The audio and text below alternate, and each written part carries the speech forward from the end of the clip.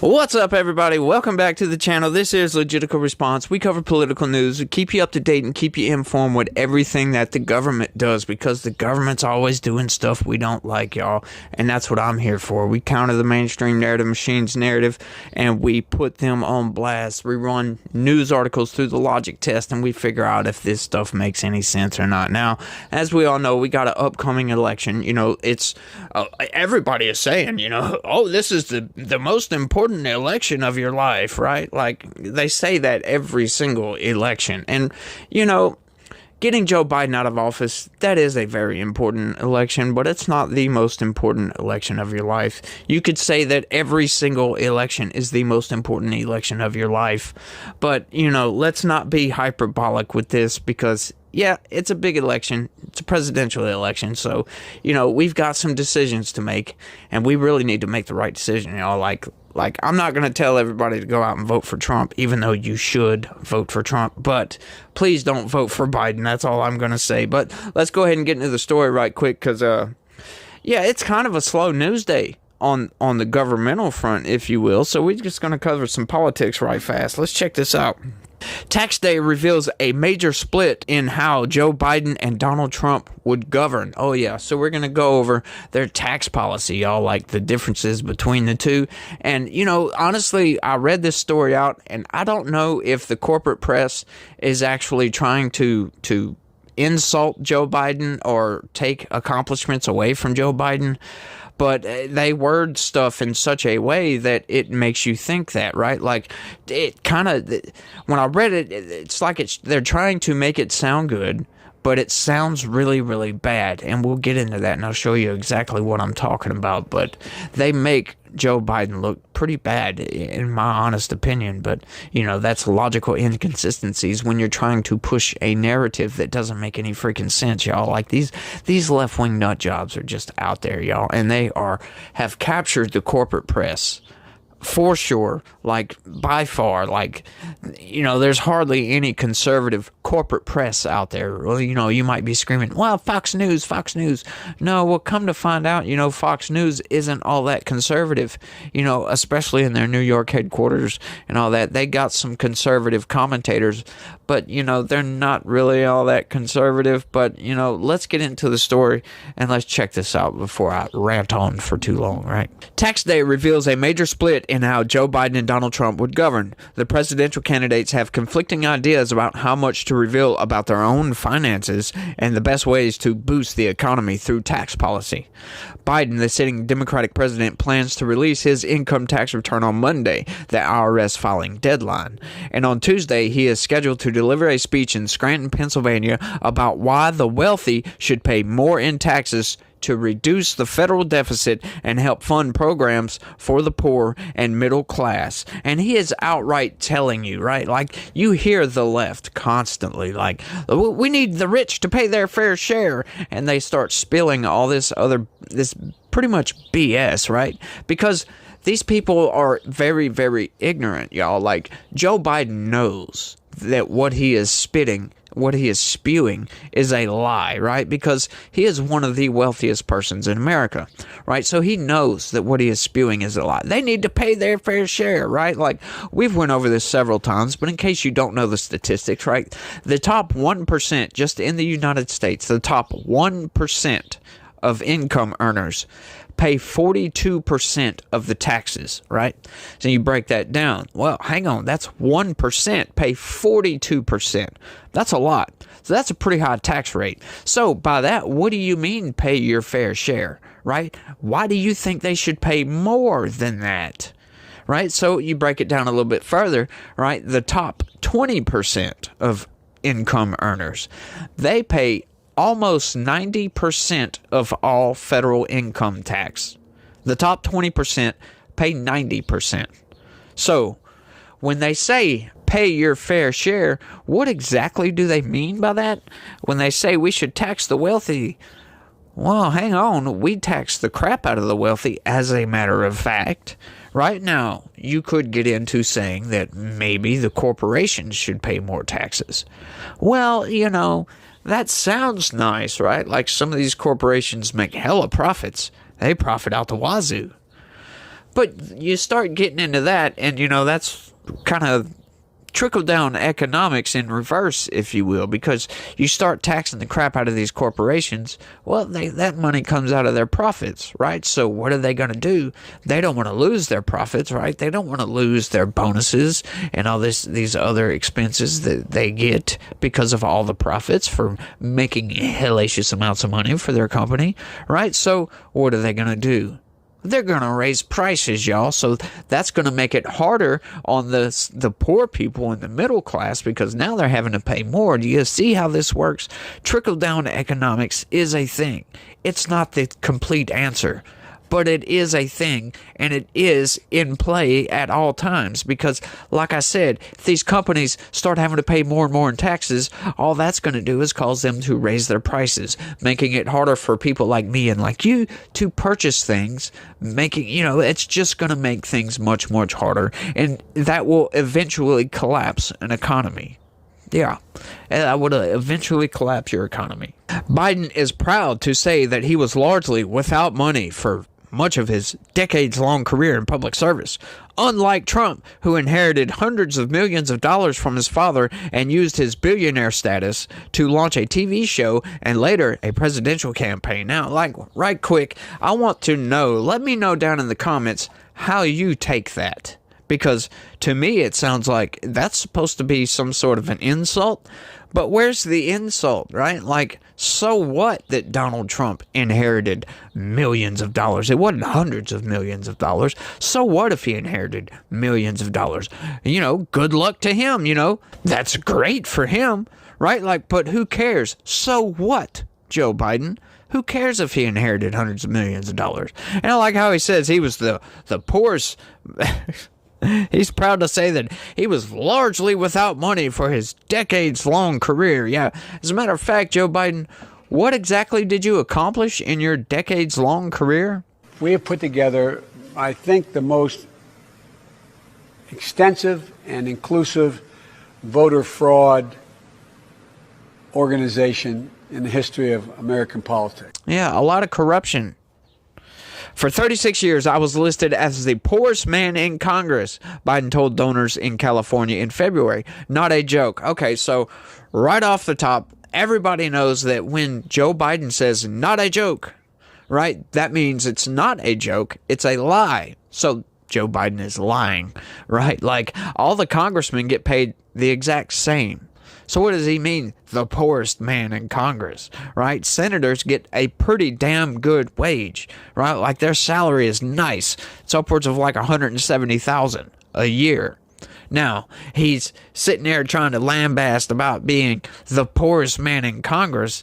He's opining on being poor, right? Like this is so funny. Joe Biden being poor, right? Even making $170,000 a year. Now, I know that when he started in the Senate, that wasn't the going rate, right? They made less money, but it's equivalent. So you could say it was equivalent to $170,000 a year back into the 70s, right? So even still, that's still a buttload of money. Look, I would be totally happy, and I probably wouldn't be on YouTube if I made half of that, right? Like, I don't make near that. I make maybe a quarter of that per year.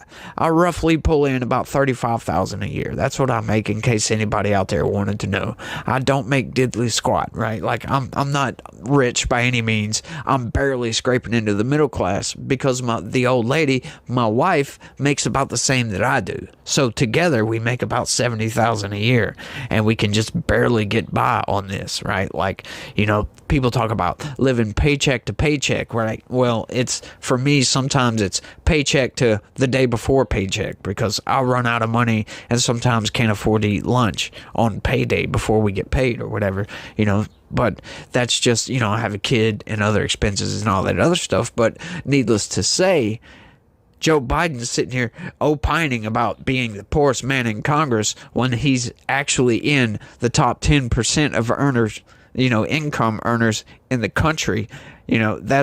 What does that say about Joe Biden's character, right? Like, he always tries to do that. Like, that's something that pisses me off, kind of. Like, anytime that somebody will start griping at him, like, because all the criminal aliens that he's allowing into the country, right? Like, oh, my daughter died because of a criminal alien.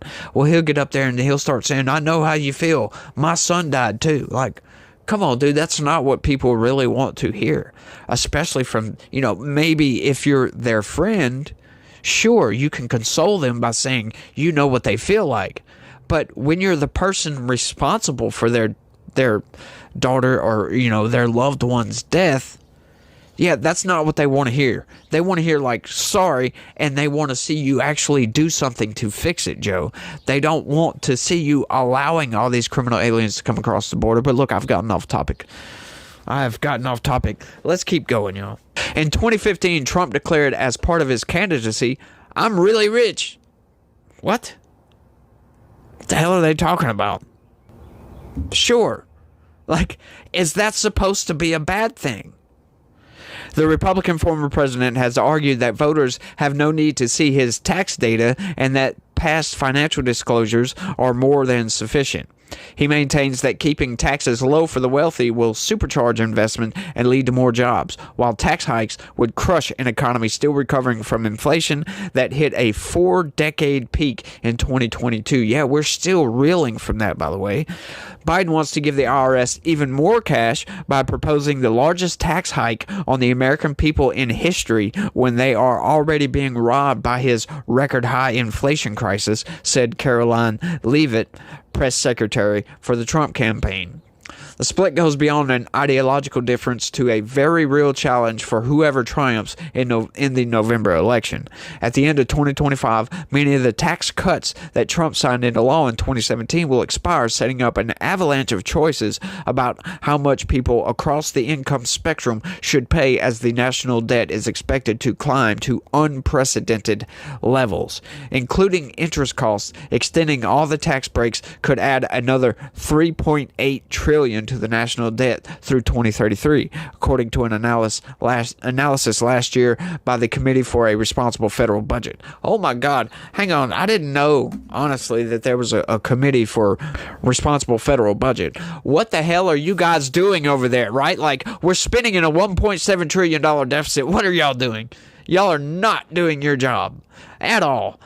Because how the hell can you allow your government to spend in a $1.7 trillion deficit, right? Like, I could see a few $1 million deficit, right? Like, that's kind of, well, no, as a matter of fact, I can't see that. The government shouldn't spend in a deficit at all. That's what I think. Let me know what you think down in the comment section, right? Like, there are credit cards out there, and I do understand the need for a credit card, but, I was always taught that credit cards are supposed to be for emergencies. You're not supposed to spend it on gender studies in California and this statue of Nancy Pelosi in San Francisco and, $1.5 million to encourage video gamers in New York, right? Like, what? No, we're not supposed to spend in a deficit on dumb crap, right? Like, these people are just insane. Like, what are you doing over there at the Committee for a Responsible Federal Budget? That's what I want to know, y'all. Biden would like to keep the majority of the tax breaks based on his pledge that no one earning less than $400,000 will have to pay more.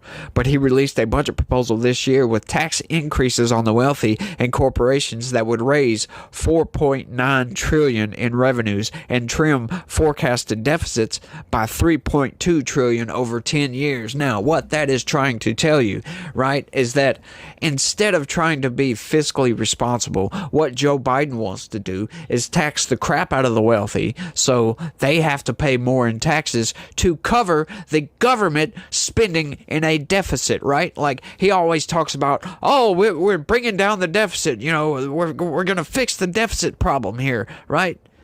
By taxing the crap out of the wealthy people who are already paying, like I said, 1% pay 42%, the top 20% pay 90%, almost 90%. Right? So they want to tax them even more than that.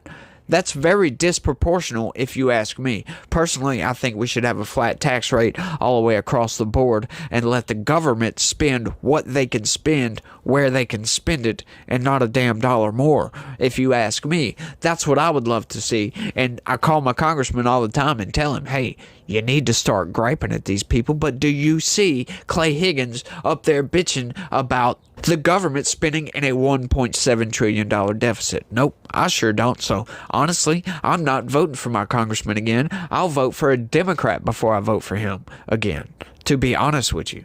But that's what he's trying to tell you, is that he wants to continue spending, more money than what they take in. But to fix that problem, he's just going to tax these people more, right? Like, it's communism, folks. We need to see this for what it is. These people are communists. They want the socialist utopia everywhere, I guess, right? Which is pretty much everybody's freaking poor as hell and nobody can afford to buy chicken. Right? Like, that makes no sense. The socialist utopia doesn't exist. The communist utopia doesn't exist. We cannot operate our government like this. The economy won't work. Command economies just do not work. History can bear that out for us if we look at history. Look at the Soviet Union. It collapsed, right? Look at China. China was communist, and they were going way downhill. They had to take in some characteristics from capitalism to make their economy work. And now their economy's booming, right? They opened up the free markets, and now they're trading. They're a global power. They're the biggest economy in the world. I do believe that China has surpassed us as far as GDP. I do believe, but I'm not sure about that. Let's keep going. Still, he's telling voters that he's all for letting the Trump-era tax cuts lapse. Does anyone here think the tax code is fair? That is a very funny question, because I would answer no. The tax code is not fair. Y'all charge the rich, the wealthy, way too much freaking money. Way too much money. Raise your hand, Biden said Tuesday at a speech in Washington's Union Station to a crowd predisposed to dislike Trump's broad tax cuts that helped many in the middle class but disproportionately favored wealthier households. Right? How did that disproportionately? They're already paying an insane amount in taxes, more than poor households are. So how is that disproportionately affecting them? Right? Like, okay, sure, it is disproportionately affecting them, right? Like, they're already paying a lot more than these poor people are paying. They're paying a lot more than the middle class is paying. So sure, yes, they need a tax break. That just blows my freaking mind, right? Like, just because you make more money than poor people means you have to pay more in taxes? That's not very fair, is it? I don't think that's fair at all. But if you think it's fair, let me know down in the comment section. But, I just don't understand these people, how they think that it's fair to charge more in taxes just because you make more money, right? Like, that doesn't seem fair to me, right? Like, you shouldn't be taxing these people at a higher rate, right? Like, I'm okay with, taxing corporations more, as long as there's some sort of stipulation that they can't raise their prices due to higher taxes. But then you get into command economy stuff with that, and you're basically controlling the markets, and we can't have that, y'all. We can't have that at all. But let me know what y'all think down in the comment section, that everybody should pay the same amount in taxes, right? Maybe we shouldn't give so many people such large returns on their tax return at the end of the year.